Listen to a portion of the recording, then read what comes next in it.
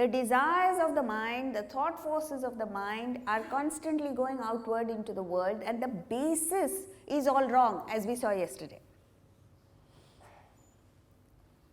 You are full, whole, W-H-O-L-E, complete, totally satisfied. But for some inexplicable reason, you don't know it, and it is this ignorance of your fullness that makes you a fool. So it is the imaginary void that is making the whole world go round.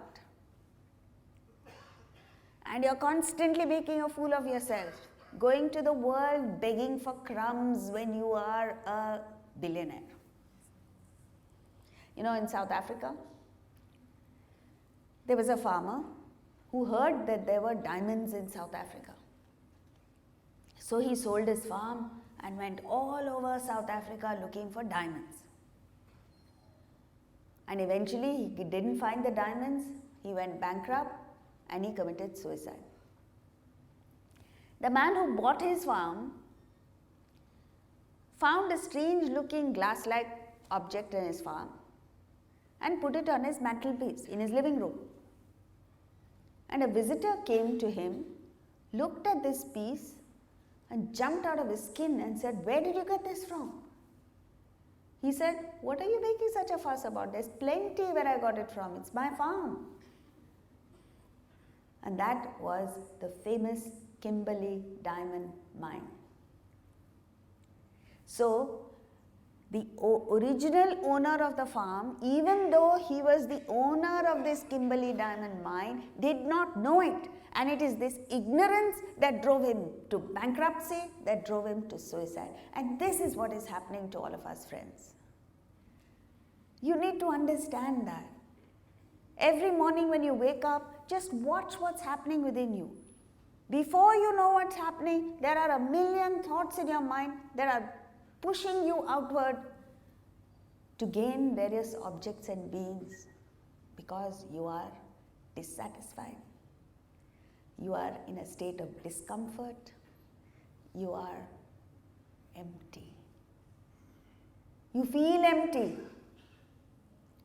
But Vedanta tells us you are actually not empty. So, at least go along with what Vedanta is saying and gain a little bit of knowledge while you are pursuing the world. You can't stop that.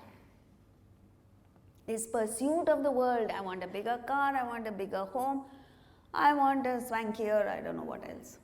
Up to private jet you can go.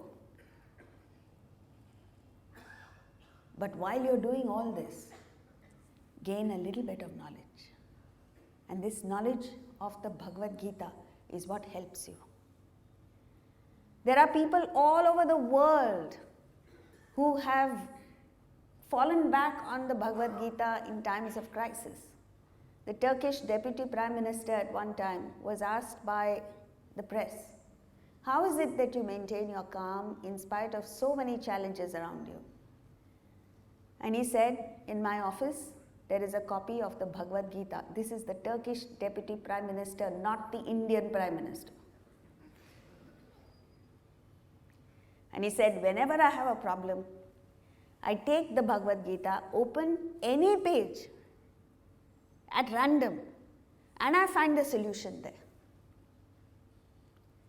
When I was in New York lecturing to 100% Indian Gujarati audience, there was one